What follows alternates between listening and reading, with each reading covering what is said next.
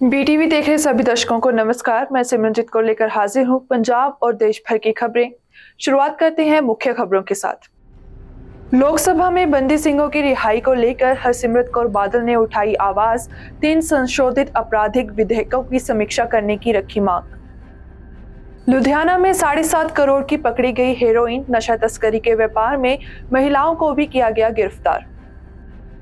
दुनिया के 40 देशों में फैला कोरोना का JN.1 वेरिएंट। भारत में 21 केस किए गए दर्ज। WHO ने कहा नए वेरिएंट से खतरा नहीं, पर भीड़ में पहने मास्क। यौन उत्पीड़न मामले में बृजभूषण सिंह के खिलाफ नए सिरे से दलीलें सुनेगी कोर्ट। जज के ट्रांसफर के बाद लिया फैसला। अब खबरें विस्तार से।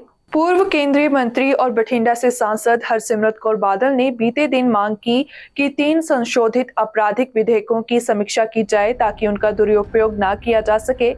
इसके लिए उनमें आवश्यक प्रावधानों को शामिल किया जाना चाहिए और साथ ही उन्होंने केवल आरोपी के परिवार द्वारा दया याचिका दायर करने की व्यवस्था की समीक्षा करने को कहा और कहा कि अगर नए विधेयक पारित हो गए तो इसका असर पड़ेगा।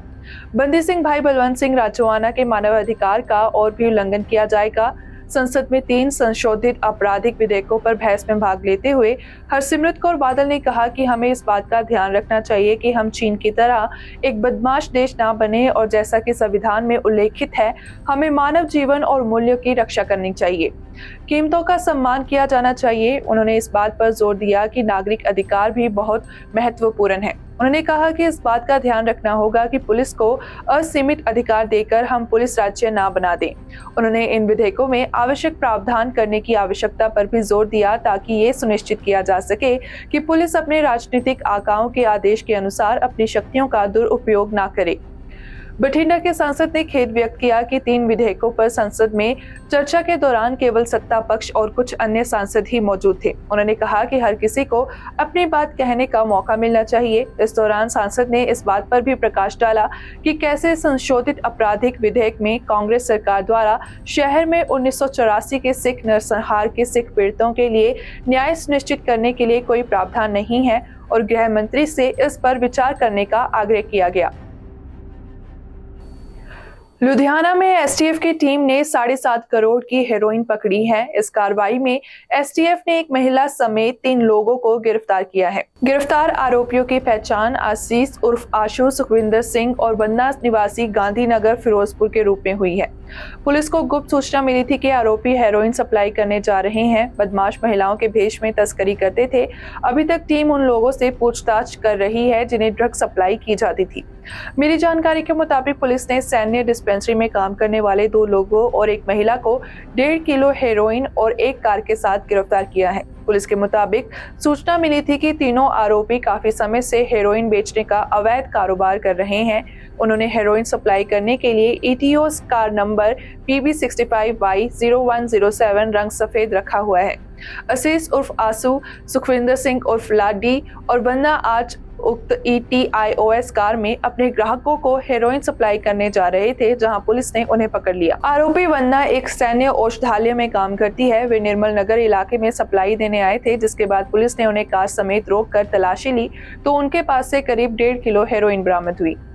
आरोपियों की पहचान आशीष उर्फ आसू, सुखविंदर सिंह उर्फ लाडी और बन्ना के रूप में हुई है। उनके खिलाफ सेक्टर 79 जिला SAS नगर में मामला दर्ज किया गया था। फिर मुखबिर के बताए अनुसार आरोपी को ETIOS कार सहित गली नंबर 12 मोहल्ला निर्मल नगर, डुगरी, लुधियाना धुरी रेलवे लाइन के पास से गिरफ्तार कर लिया गया। पूछताछ में आरोपी आशु ने बताया कि वो फिरोजपुर में सुनार की दुकान पर काम करता है। उसने कहा कि उनके खिलाफ मादक पदार्थों की तस्करी का मामला है।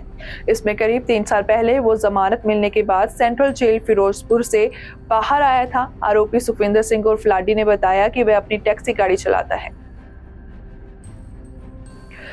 बीते दिन श्री गुरु तेग बहादुर जी के शहीदी दिवस को समर्पित दिल्ली के चांदनी चौक से शुरू हुई शीश मार्ग यात्रा आनंदपुर साहिब पहुंची। आनंदपुर साहिब से शीश मार्ग यात्रा का पहला चरण कीरतपुर साहिब पहुंचा। वहीं यात्रा आनंदपुर साहिब स्थित गुरुद्वारा शीशगंज साहिब पहुंचकर पूर्णता की अरदास भी की गई। जयकारों की गूंज के साथ दिल्ली से शुरू हुई यह शीश मार्ग यात्रा खालसा की भूमि श्री आनंदपुर साहिब पहुंची, जहां 9वें पातशाह श्री गुरु तेग बहादुर जी के शीश का अंतिम संस्कार किया गया था। गौरतलब है कि यह यात्रा अलग अलग स्थानों पर पड़ाव बनाते हुए 5वें पड़ाव के साथ कीरतपुर साहिब पहुंची और यहां से आनंदपुर साहिब के लिए रवाना हुई। गुरुद्वारा श्री बिबानगढ़ साहिब कीरतपुर साहिब में हाजिरी लगाने के बाद यह शीर्ष मार्ग यात्रा देर शाम गुरुद्वारा शीशगंज साहिब श्री आनंदपुर साहिब में समाप्त हुई। 9वें पातशाह श्री गुरु तेग बहादुर जी, जिन्होंने दिल्ली के चांदनी चौक में जाकर तिलक जंजू की रक्षा के लिए शहादत दी थी, क्योंकि कश्मीर में मुगल बादशाह औरंगजेब कश्मीरी पंडितों को जबरन मुसलमान बना रहा था और उन पर अत्याचार कर रहा था। कश्मीरी पंडित यह शिकायत लेकर श्री अनंतपुर साहिब के मैदान में गुरु तेग बहादुर जी के पास आए और पंडित कृपाराम के नेतृत्व में आए इन कश्मीरी पंडितों ने गुरु तेग बहादुर जी को अपनी शिकायत सुनाई। फिर गुरु जी ने कश्मीरी पंडितों को दिल्ली के चांदनी चौक भेज दिया और हिंदू धर्म की रक्षा के लिए अपना बलिदान दे दिया। जब गुरु तेग बहादुर जी दिल्ली के चांदनी चौक में शहीद हुए तो भाई जैता जी उनका शीश छिपाकर श्री कीरतपुर साहिब पहुंच गए थे। गुरुद्वारा बिबानगढ़ साहिब जहां मौजूद है और श्री कीरतपुर साहिब की इसी धरती से गुरु गोविंद सिंह जी अपने परिवार और अनुयायियों को बड़े सम्मान के साथ श्री अनंतपुर साहिब की धरती पर लाए थे और उनके शीश का संस्कार श्री अनंतपुर साहिब की इस धरती पर किया, जहां आज गुरुद्वारा शीशगंज साहिब मौजूद है। पंजाब के नवीन एवं नवीकरणीय ऊर्जा संसाधन मंत्री अमन अरोड़ा ने कहा कि मुख्यमंत्री भगवंत सिंह मान की दूरदर्शी सोच के अनुसार सौर ऊर्जा का उचित उपयोग सुनिश्चित करने और कृषि क्षेत्र को डीकार्बोनाइज करने के लिए पंजाब सरकार 20,000 कृषि ट्यूबवेल सौर ऊर्जा से संचालित करेगी।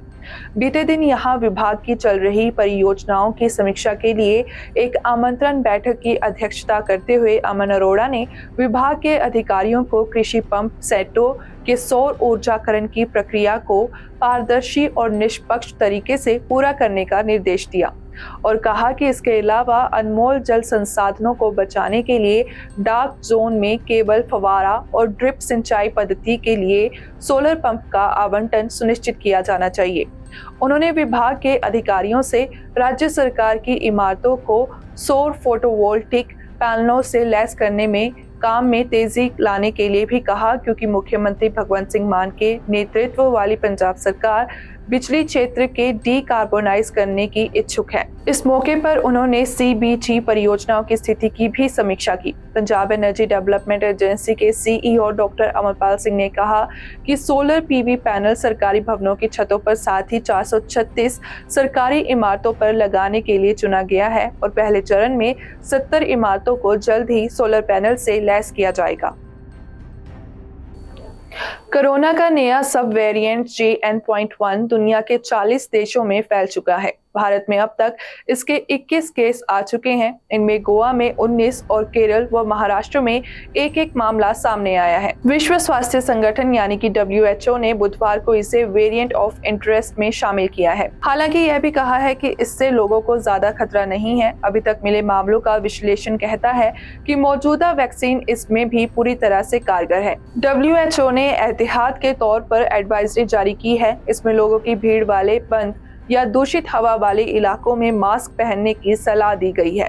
साथ ही आवश्यक दूरी बनाने को भी कहा गया है। केंद्र ने राज्यों को दी एडवाइजरी में कहा है कि सभी जिले कोविड टेस्ट करें, पॉजिटिव सैंपल जीनोम सीक्वेंसिंग के लिए लैब भेजें, मॉक ड्रिल करके समय समय पर तैयारियों का जायजा लें। बीते कई महीनों से चीन में कोविड का नया वेरिएंट JN.1 फैलने की खबरें आ रही थी, लेकिन JN.1 सब वेरिएंट भारत में भी दस्तक दे चुका है। अब भारत के तमाम राज्यों में इससे होने वाले इन्फेक्शन के मामले तेजी से बढ़ रहे हैं।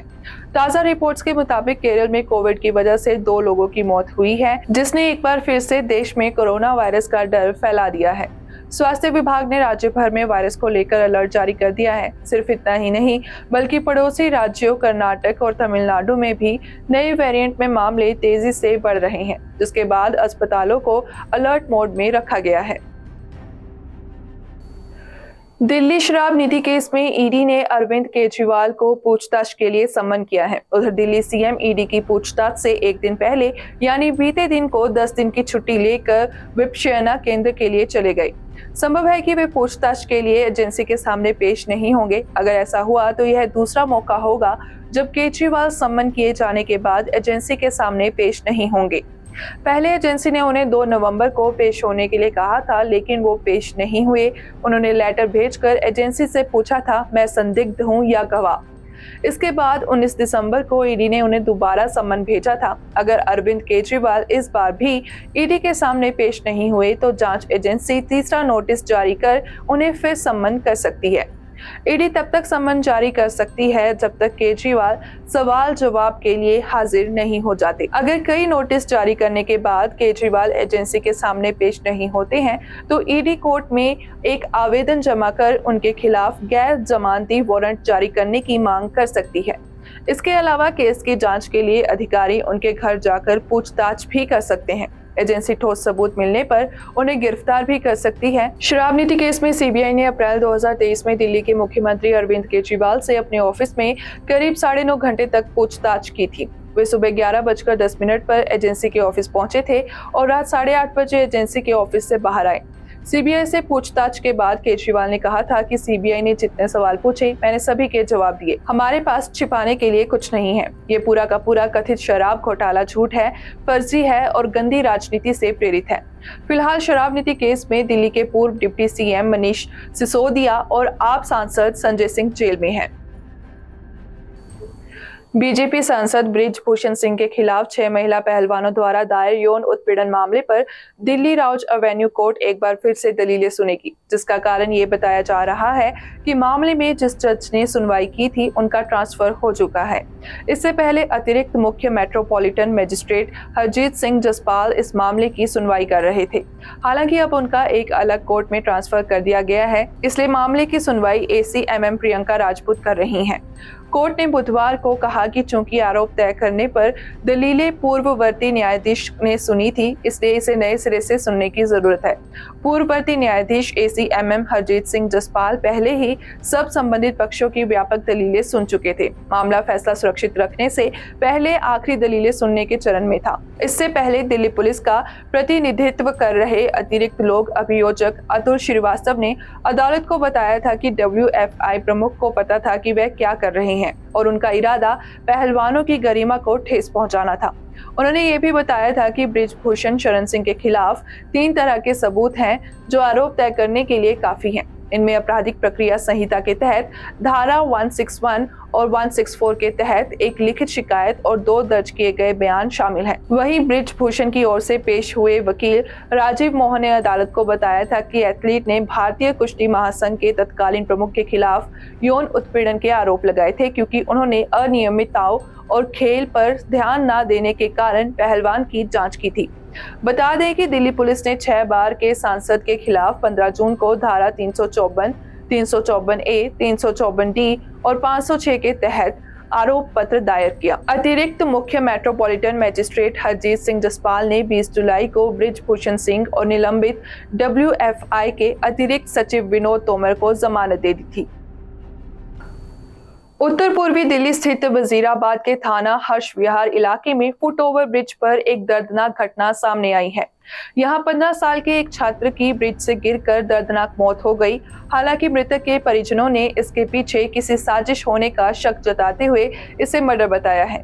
पुलिस ने मृतक के शव को पोस्टमार्टम के लिए भेजकर आगे की कार्रवाई शुरू कर दी है। दरअसल मृतक राकेश के परिजनों का कहना है कि उसका स्कूल में पढ़ने वाले बच्चों के साथ विवाद चल रहा था। इस बात की जानकारी राकेश ने पहले ही अपने परिवार को दी थी।